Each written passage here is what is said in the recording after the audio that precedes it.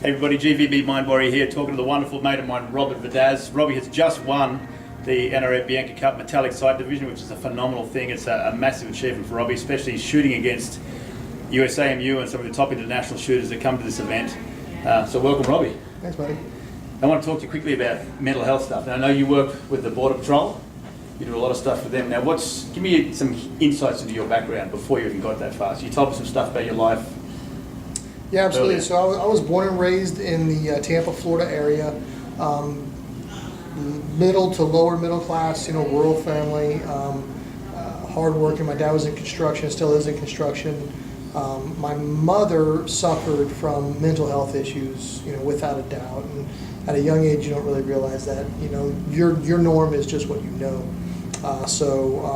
When I was 11, she committed suicide in a fairly public way, involving the family, and it was a dramatic deal. Obviously, it was very traumatic for me as a son. Period. But to add on to that, I grew up with firearms. My dad was an avid shooter, and he was a big bore handgun guy. He loved his .44 Magnums, and we reloaded and we shot, and we hunted, and we did all sorts of things like that. So I was very knowledgeable about guns early on, the day before she chose to take that path, she came to me to load a gun for her, which was the gun she used to take her life.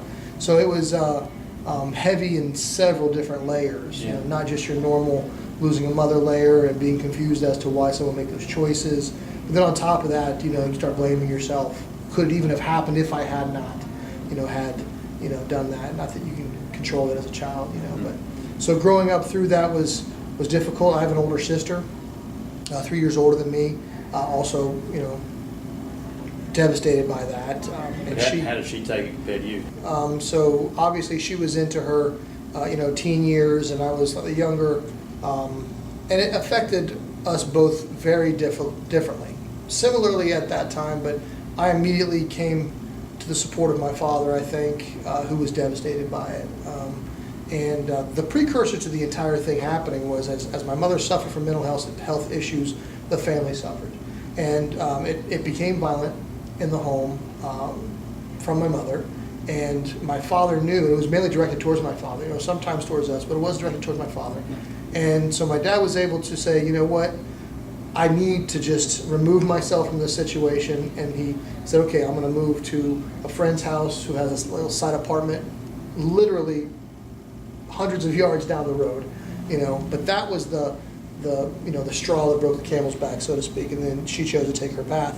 But so I chose with the only thing that I knew, which was to support my father and to fall in that family unit, and my sister didn't take that. She took the loss of her mother as it's a life-defining event no matter what. Of course. But she chose, I think, to take it as a life-anchoring event and something that everything hinges on.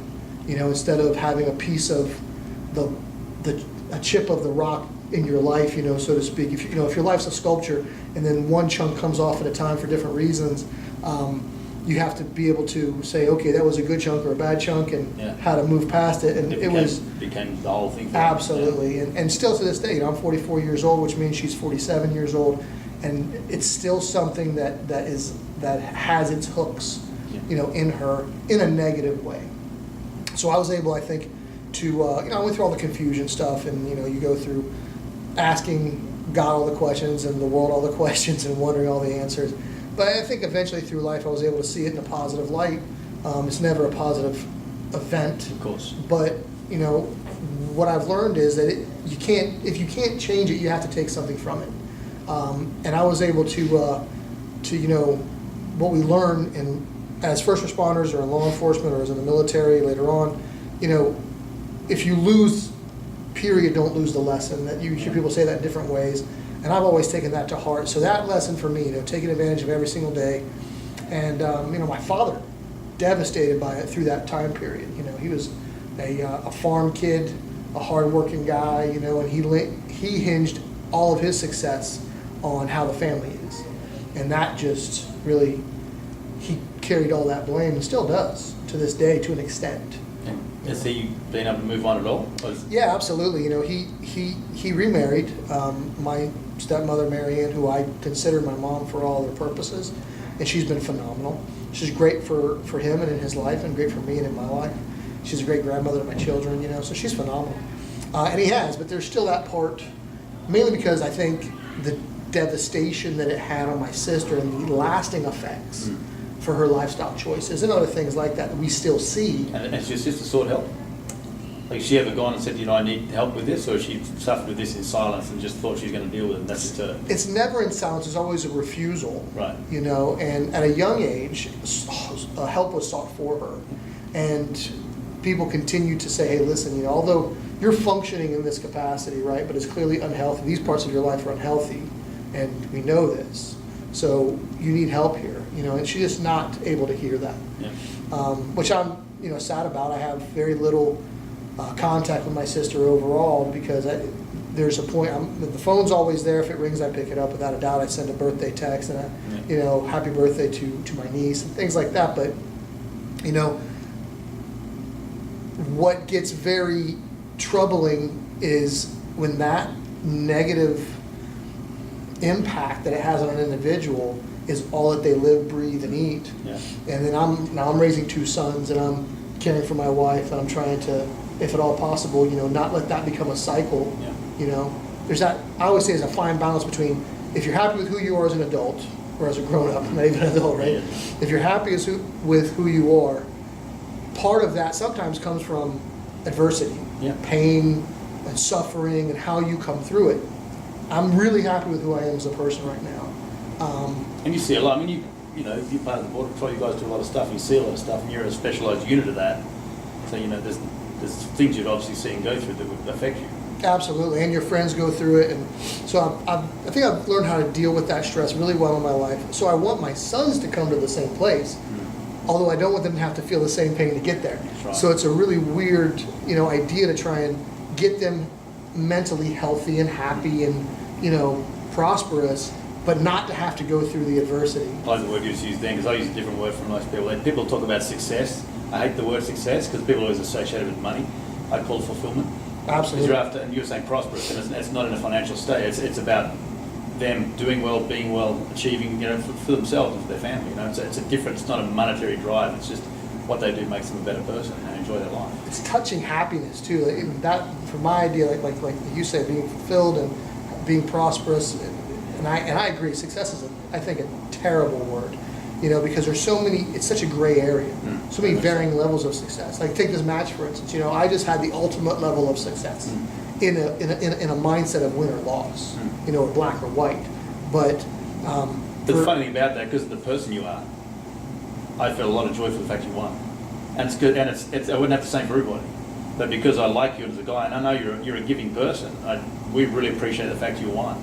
And so we're really happy for you. So when we see someone we care about win, it gives us a good feeling too. So it rubs off all down the chain. You know, it's good. Yeah, I appreciate that, and that was nothing but like great. I think Mark Hitzstein said one time, he's like, you know what, you're the people's champion. Yeah. Like after I won 1 year or something like that, and that meant more to me than winning. Yeah. You know, because I'm coming from my background again. It's all about what my peers think of me, what my guys think of me.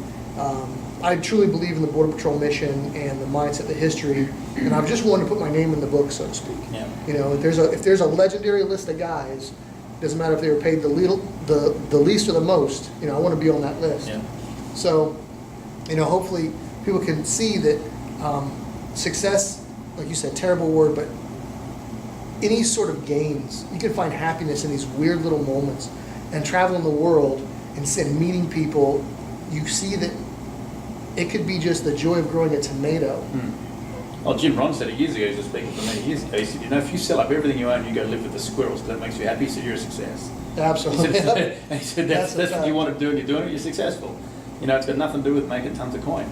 And one thing interesting for me, because I've been through ups and lows of life. I've been to the end of almost ending my life, and I had a mate take his life on my birthday.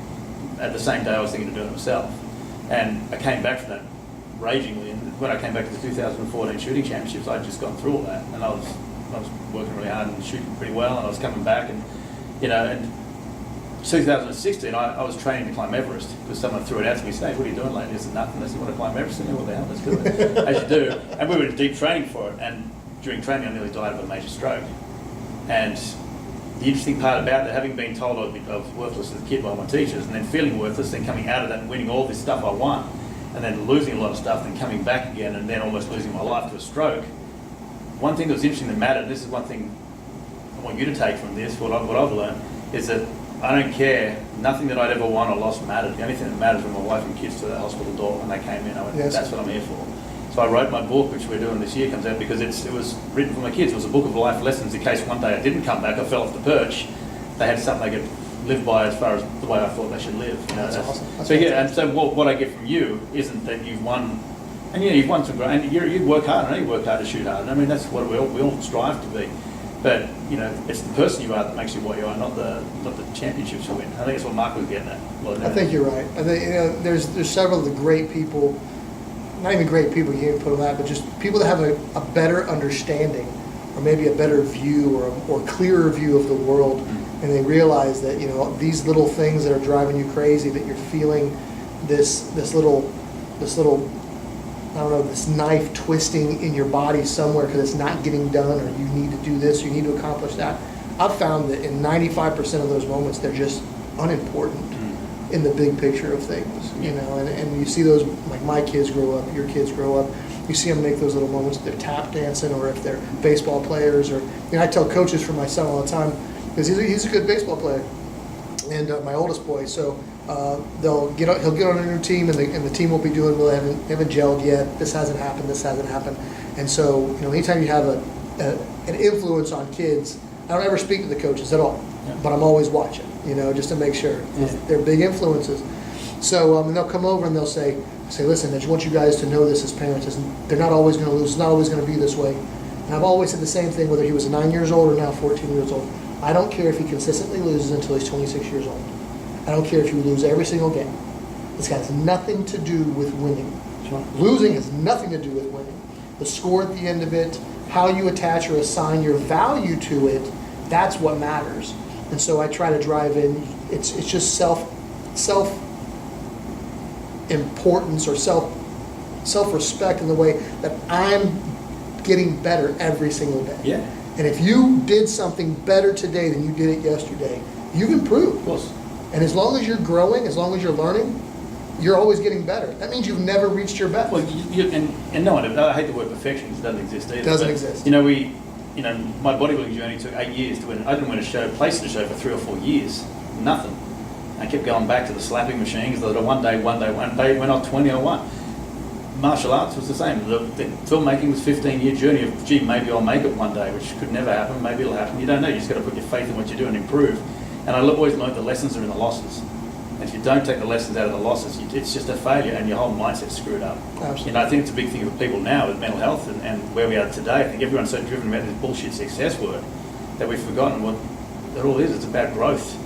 I put it in my martial arts things. There is no mastery. It's only growth. You take the hits, you fall, you get up. What did I do? Okay, I can do this differently. I'll try it again. Bang, hit down again, get back up again, try another way. Eventually, you'll work it out. It's an amazing idea that people try so hard to get to a destination. People say don't speak in cliches, but man, I love cliches because they are the only true descriptors of I think what it's supposed to be. That's why they're cliches. And if you embrace the grind, right? Embrace the suck. They say that in the military. Learn to love the grind. They say that in sports. But you're so focused on a destination that you fail to appreciate all these moments. Right. If you're trying to get to, it takes you there. Yeah. It's awesome. There's a 0.0002%, I made that up completely, of chance of you making that. 92.6% of statistics are made up. That's absolutely right.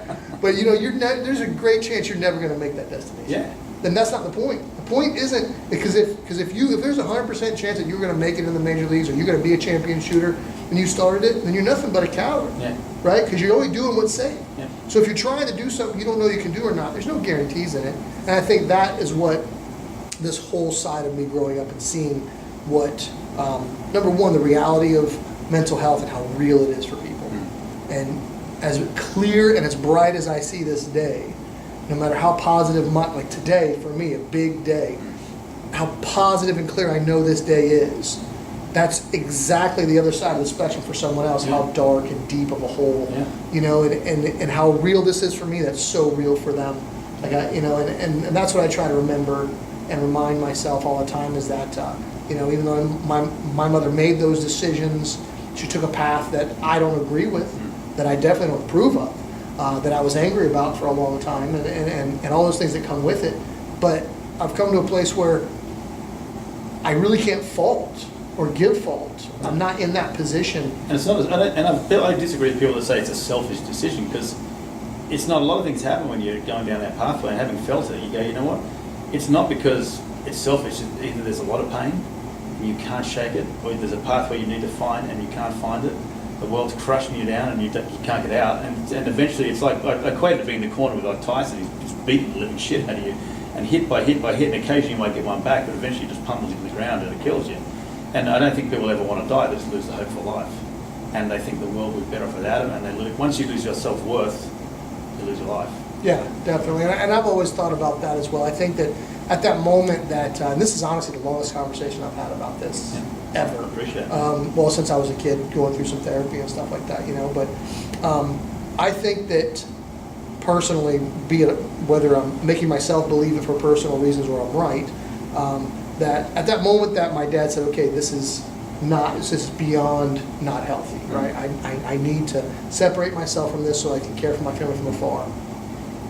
That in that moment, my mother did not truly believe that she was a healthy thing for the family, that for her children, She left a very short note that said, please forgive me, and that was it. And I truly believe that she lack of selfish reasons removed herself from that situation. I have to believe that was part of her mindset.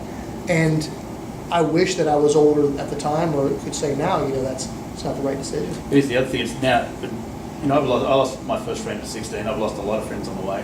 And my auntie took her life, same deal, left a note saying I just need to sleep forever. Life is just too painful. And you get to a point where you have a greater understanding of it. And one of the things that we've learned, and we try and teach people, is what general awareness training. We call it GAT training. I don't like the word, but it's to teach people to look for the basic signs.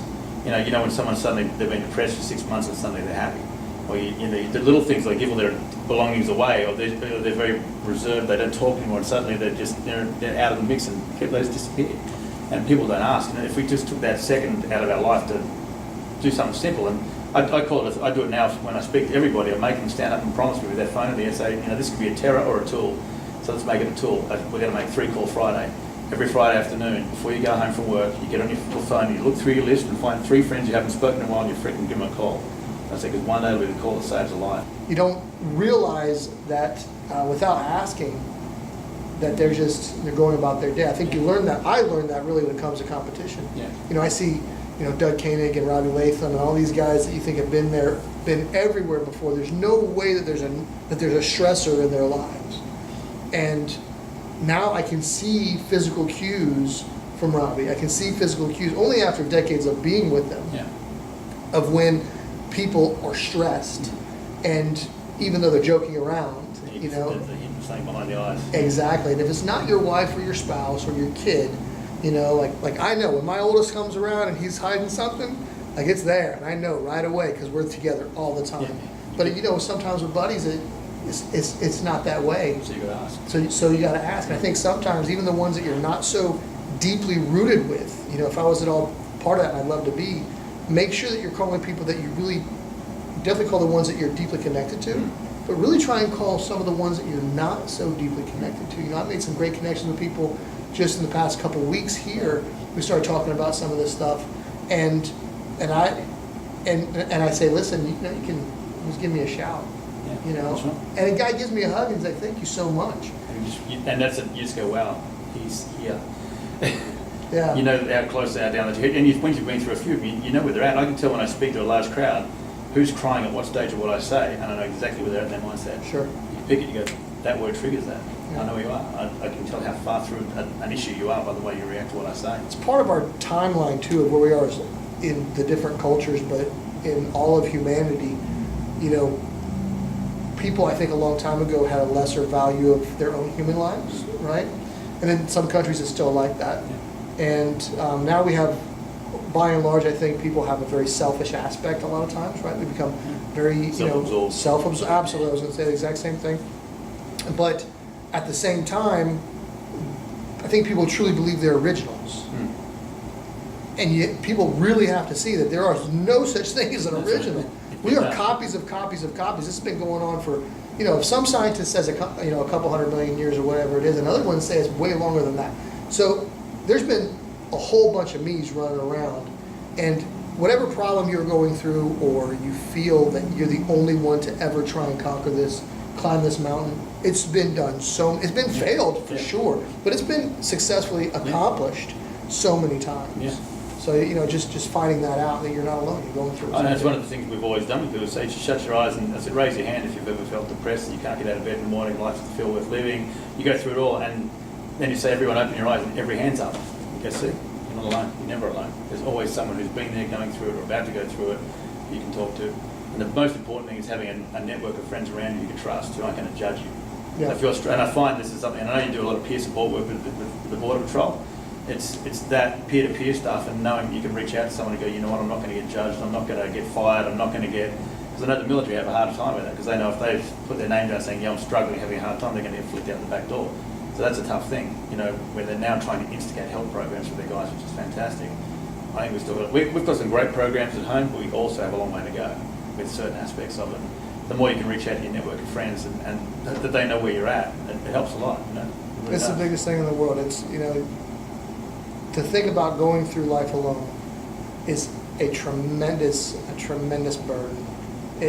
It's understandable that people have a hard time, no matter what your mental health level is. You could be the biggest guru of positive thinking in the world, but if you stick him somewhere, all of a sudden there's no one else to listen to his positivity, he's gonna get dark pretty quick. So it's a great thing to help people. It never ceases to amaze me the level of empathy and compassion a human beings still have, not just for each other and family, but with total strangers, and it's within people. Yeah. My wife does it all the time. I'll be walking down the road to the city and she won't be there. And she's seen someone off in the corner, a young girl crying, and she's over there comforting and saying, are you okay, can I help you? Yeah. And just off the bat. And I mean, my kid does the same, and Mason and Mason's done the same thing. We're walking through the city. It was my dad's 80th birthday party. Mason had been given $20 for his previous birthday. And we're walking up through the city in the rain, and I turn around, he's gone. He's over giving to a veteran who's sitting on the side of the road undercover and saying, you need it more than me. And he was, 8 years old at the time. That's great. And no one told him to do that. And just that little, that was one of my proudest days. Not the awards that he's won, but it's just that this kid actually cared about a human being.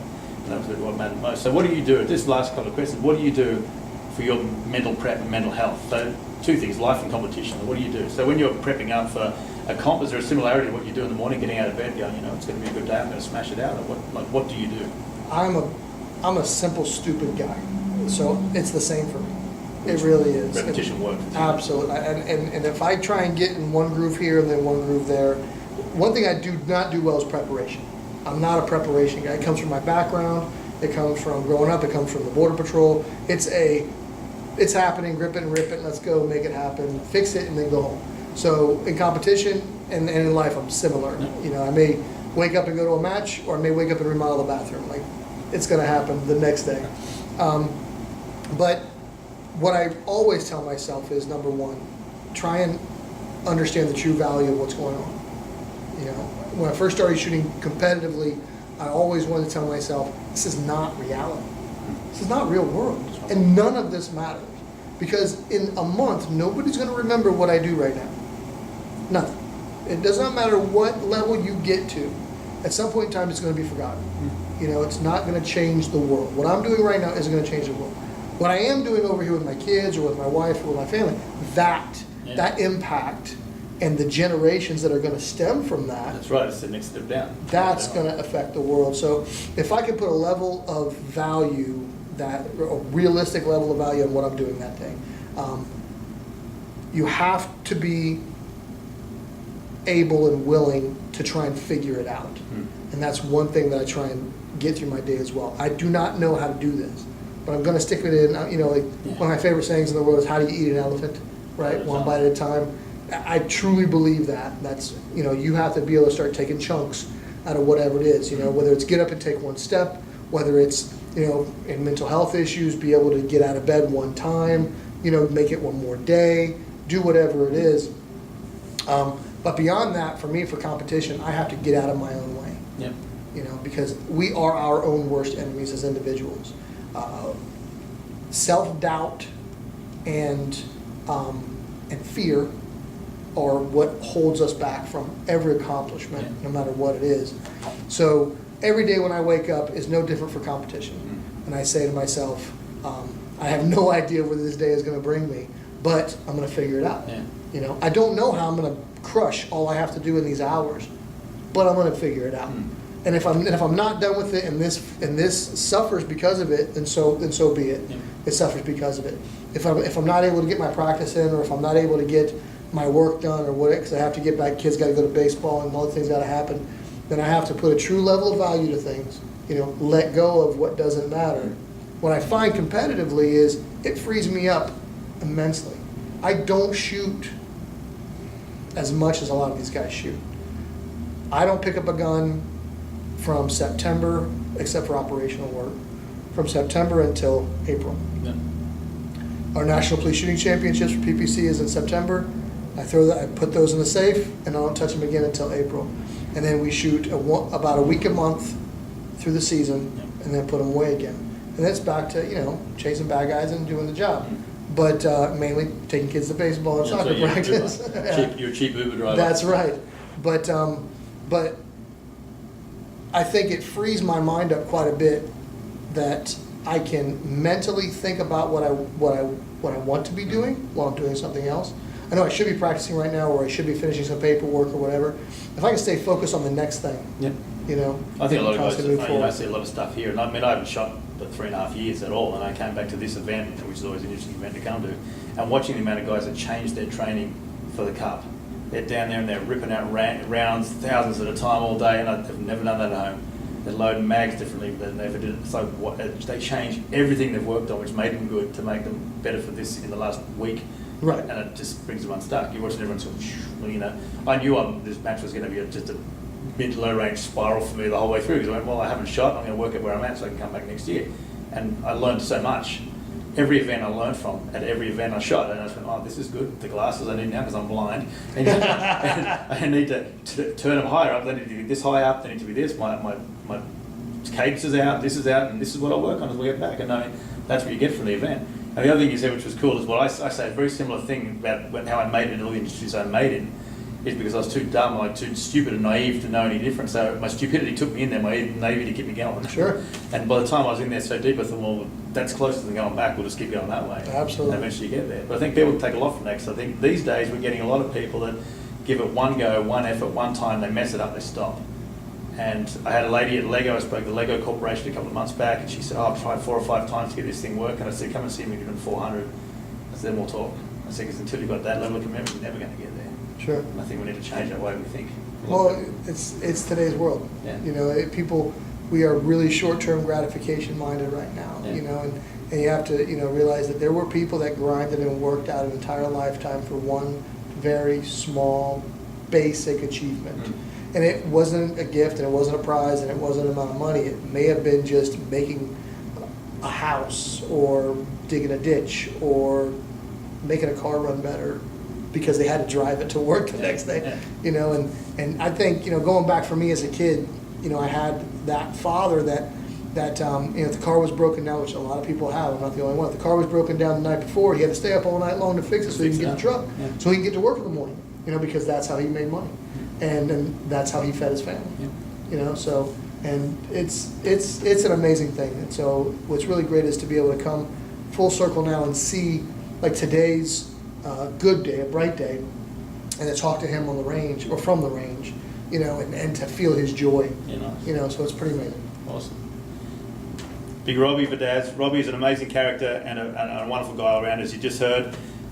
You get so much out of this video. I have, and I always love talking to Rob because he's such a nice guy. So, yeah, take something from this. I guarantee it'll help you a lot in your life. So, have a great day, guys. GVB, Robert Vadasz, we're out.